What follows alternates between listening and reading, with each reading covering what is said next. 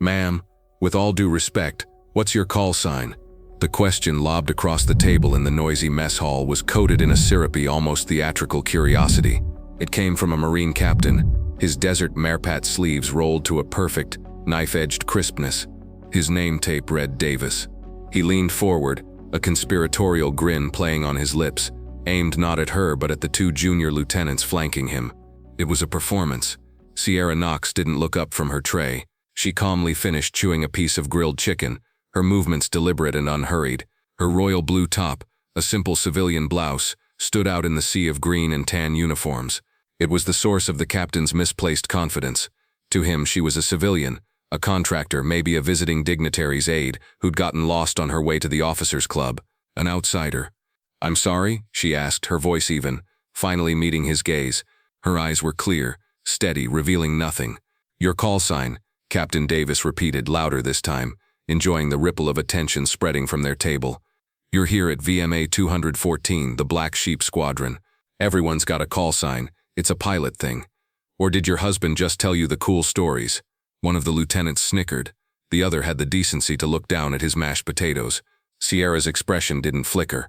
Over the back of her chair was a sage green flight jacket. A single patch was sewn onto the right breast, its threads slightly worn. It depicted a stylized Grim Reaper holding a busted hydraulic line that dripped a thick, viscous fluid.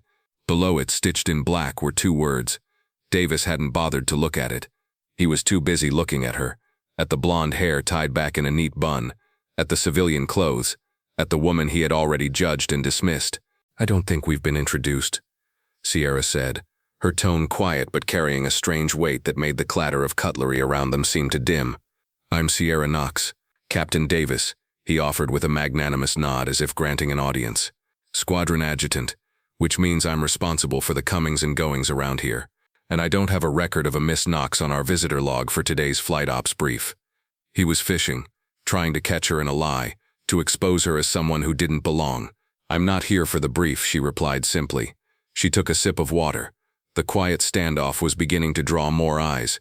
Marines were trained to notice things that were out of place, and the slow grinding tension at this table was a blinking red light. Davis's smile tightened. His friendly condescension was curdling into irritation. He had expected her to be flustered, to blush and explain she was waiting for her pilot husband. Her composure was a direct challenge to his authority in this space. "Look, ma'am," he said, dropping the pretense of politeness. "This is a secure facility. The mess hall is for uniformed personnel, their dependents, and cleared contractors. I need to see some identification." He wasn't wrong about the policy, but his application of it was a weapon. Dozens of civilians, actual contractors, retired veterans in polo shirts, visiting family members ate here every day without a second glance. He had singled her out. Sierra held his gaze for a long moment. She could have ended it right there. Her common access card was in her pocket. One flash of the Eagle globe and anchor, or in her case the Hap Arnold wings, would have vaporized his smug certainty. But something in his swagger, in the casual ingrained dismissal, made her pause. She had seen this look before. In briefing rooms, on flight lines, in promotion board reviews. It was a quiet, persistent friction she'd learned to navigate her entire career. "My ID is in my jacket," she said, her voice still infuriatingly calm. "I'm just trying to finish my lunch." This for Davis was the final straw. It was defiance. He pushed his chair back, the metal legs scraping harshly against the linoleum. The sound was sharp enough to make several nearby conversations halt. "The jacket with the little costume patch on it," he scoffed, finally gesturing toward her flight jacket. "Right, I'm going to have to ask you to come with me. We need to verify who you are and what you're doing on my base."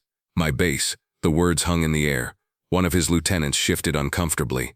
"Sir, maybe we should just—" "Quiet, Lieutenant," Davis snapped, his eyes locked on Sierra. He felt the weight of the room's attention and misinterpreted it as validation. He was the protector of the tribe, the enforcer of the rules, putting an imposter in her place. Sierra slowly placed her fork down on her tray. She looked at Captain Davis, her eyes tracing the clean lines of his uniform, the silver bars on his collar, the crisp haircut.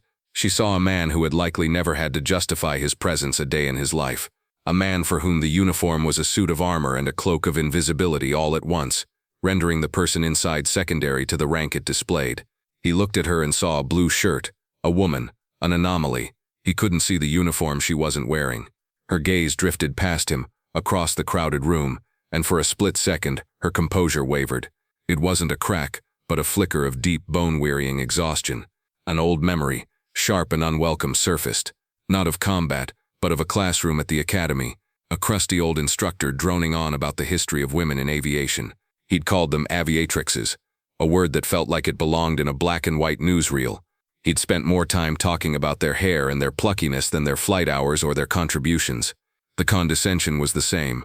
A different uniform, a different room, the same stale air of assumption. "Captain," she said, her voice now cold and precise, stripped of any warmth. "You have two options. You can return to your seat and finish your meal, or you can proceed with this course of action. I feel obligated to inform you that the second option will have a significant and negative impact on your career. The choice is yours." The threat was so direct, so devoid of emotion that it stunned him.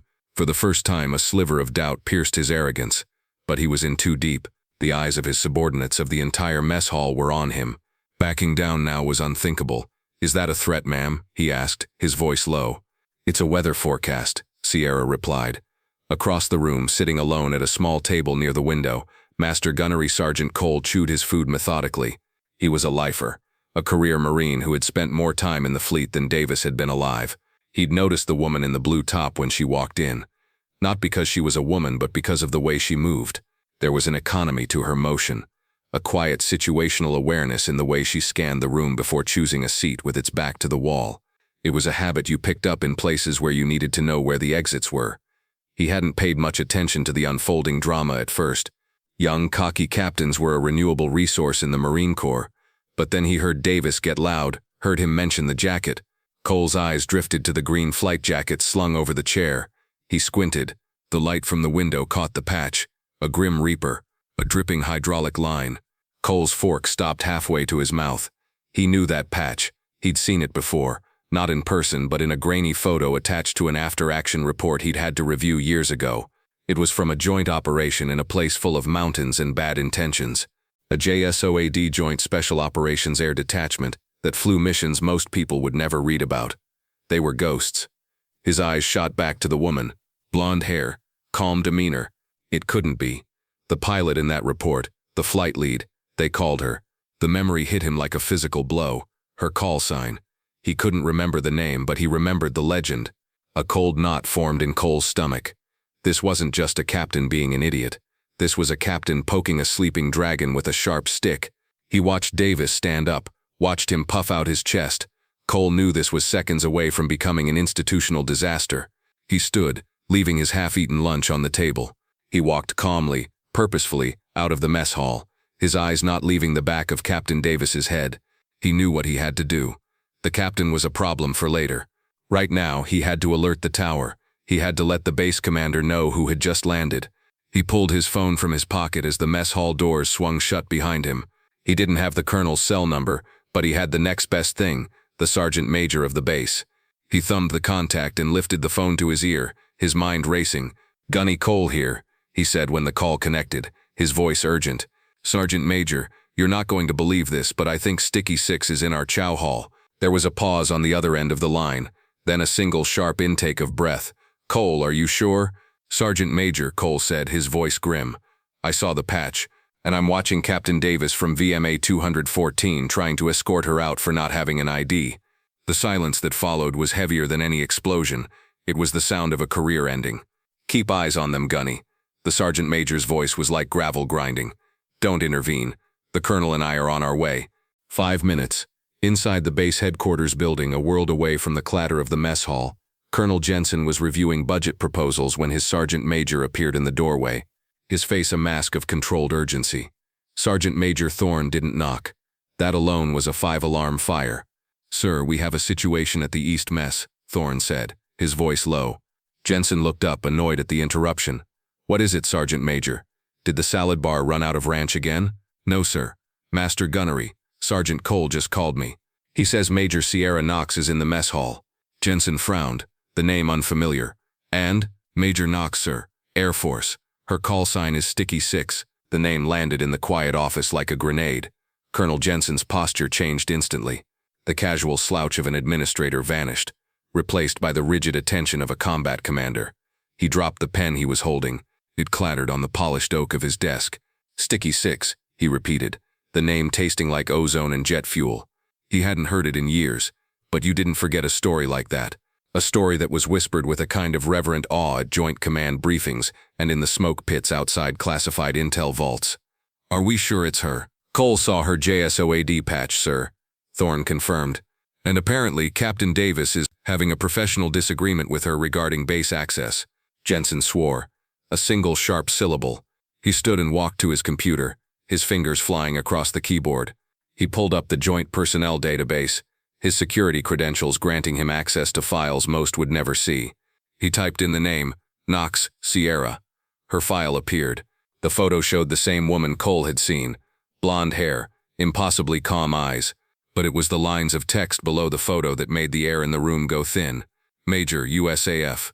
Bill 8 Special Operations Command. Liaison to. The rest was redacted. Below that, a list of decorations. Distinguished Flying Cross with Valor. Multiple air medals. A Purple Heart. And then, the citation for the DFC. It was heavily redacted, but the key phrases leaped out. Sustained heavy damage to own aircraft without navigational aids. Under direct enemy fire. Successful combat search and rescue of downed aircrew. Get the car, Jensen said, his voice tight with command. And get Major Evans from my staff. Now. He was already shrugging on his blouse, his movements sharp and efficient. He knew the optics of this mattered. Captain Davis wasn't just harassing a visitor. He was insulting a decorated war hero from a sister service on their turf. It was a catastrophic failure of leadership and professionalism, and it was about to be rectified, very, very publicly. Back in the mess hall, Captain Davis had reached the point of no return. Sierra's calm defiance, her weather forecast, had pushed him over the edge. His authority, in front of his men, was on the line. All right, that's it. You're coming with me, he said, his voice rising. He reached out, not to touch her, but in a come-on gesture that was both impatient and dismissive. We can do this the easy way, or I can have the MPs escort you. Your choice. But you are leaving this facility now. I'm half convinced that Patch is a fraudulent wearer of a unit insignia, and that's a federal offense. The accusation hung in the air, ugly and final. Fraudulent wear. It was one of the most serious insults you could level at someone in the military community. An accusation of stolen valor. Sierra slowly rose to her feet. She wasn't tall, but she stood with a grounded stillness that made her seem to take up more space than she did. She looked at Davis, and for the first time he saw something other than calm in her eyes. It wasn't anger. It was pity. As you wish, Captain, she said, her voice resigned. It was at that exact moment that the main doors to the mess hall swung open. The sudden silence was absolute. Every conversation stopped. Every head turned. Colonel Jensen strode into the room, his presence sucking the air out of the space. He was flanked by Sergeant Major Thorne, whose face was carved from granite, and a sharp-looking female Marine Major, Evans. They moved not like they were entering a cafeteria, but like they were stepping onto a parade deck for an inspection. Their pace was measured, their eyes forward. They scanned the room once, their gaze falling on the small knot of tension in the center of the hall, and then moved directly toward it. The entire mess hall population, as if pulled by a single string, rose to its feet. The sound of 100 chairs scraping back at once was the only noise. Captain Davis froze, his face draining of all color. He snapped to the position of attention so violently he almost wobbled. His mind struggled to process what was happening. The base commander was here, in the middle of lunch, and he was walking directly toward him. The trio stopped a few feet from the table. Colonel Jensen's eyes were like ice chips. He completely ignored Captain Davis. His gaze was fixed on Sierra. He took one more step forward, stopped, and rendered a salute so sharp, so precise it seemed to cut the air. Major Knox, he said, his voice ringing with a deep, formal respect that echoed in the cavernous, silent room. Colonel Jensen, base commander, welcome to Marine Corps Air Station Miramar. I must apologize for the reception. We were not aware you were on board today. Sierra returned the salute with a practiced ease that was utterly at odds with her civilian blouse. Colonel, no apology necessary. I was just grabbing a bite to eat. Davis's world was tilting on its axis. Major. The colonel had called her Major. He had saluted her. The woman in the blue top. He felt a wave of nausea. Colonel Jensen held his salute for a moment longer before crisply dropping it. He then turned his head slowly, his eyes finally landing on Captain Davis, who looked as if he was about to faint. Captain, Jensen said, his voice dropping to a dangerously quiet level, I understand you were curious about the Major's call sign. Davis swallowed hard. "Sir," he stammered, his voice a dry rasp. "I was just following procedure for base security." "Were you?" the colonel interrupted, his voice cutting like glass. "Because it looked to me like you were harassing a decorated officer from a sister service. Major Knox is here as a guest of SOCOM, preparing to brief my senior staff on joint operational tactics. Tactics she learned firsthand." He took a step closer to Davis, lowering his voice so only those at the table could hear, but the intensity was felt throughout the room. "That patch on her jacket, the one you called a costume, that's the insignia of a JSOAD," she commanded. "They don't just hand those out, they're forged in blood and fire." Then Jensen raised his voice again, turning slightly so that his words carried across the mess hall to the silent watching Marines. "Some of you may have heard stories," he began, his voice the resonant baritone of a commander addressing his troops. "Stories about a pilot who during a night mission deep in hostile territory had her wingman's aircraft crippled by a surface-to-air missile. The wingman's jet was losing all hydraulic pressure, its controls locking up. They were going to have to punch out over mountains crawling with enemy fighters." A hush fell over the room. This was the language of legends. Their flight lead, flying a bird that was also damaged and leaking fuel, refused to leave. She flew a protective figure-8 pattern around the crippled jet for almost an hour, fighting off intermittent ground fire, coordinating a combat search and rescue team, and talking her terrified wingman through the emergency procedures. Her own fuel tanks were ruptured, sloshing JP-8 fuel all over the fuselage, making it dangerously sticky and threatening to ignite with every tracer round that went past. Jensen's eyes found Sierra's. There was a profound respect in his gaze. She stayed on station until the CSAR birds were in sight. Only then, with her own fuel gauge on 0, did she limp her plane back across the border, landing on fumes. She saved 2 lives that night in a $30 million aircraft. That pilot was Major Knox. The aircrew she saved gave her the call sign Sticky 6. Sticky for the fuel-soaked jet she refused to abandon, and 6 because she always has her wingman's back. The story finished, the colonel turned his full attention back to the pale, trembling captain. "So yes, Captain Davis," he said, his voice now a low growl of pure fury. "She has a call sign. She earned it in a way I pray to God you never have to. And you will address her as Major or Ma'am." He paused, letting the weight of his words crush the captain's spirit. "My office. In 5 minutes, you, me, and the Sergeant Major are going to have a detailed conversation about leadership, professionalism, and the United States Marine Corps standards for courtesy." Dismissed. Davis, his face ashen, managed a shaky, "Aye, aye, sir." He didn't dare look at Sierra. He turned and practically fled the mess hall, the collective stare of 200 Marines burning into his back. Colonel Jensen then turned back to Sierra, his expression softening immediately. "Major, again on behalf of the entire command, I am truly sorry. Please allow me to escort you to the O Club. Lunch is on me." Sierra offered a small, tired smile. She looked around at the faces of the young Marines staring at her with a new, undisguised awe. "Thank you, Colonel," she said, "but that won't be necessary. It was a misunderstanding." She then looked directly at Major Evans, the female officer who had accompanied the colonel.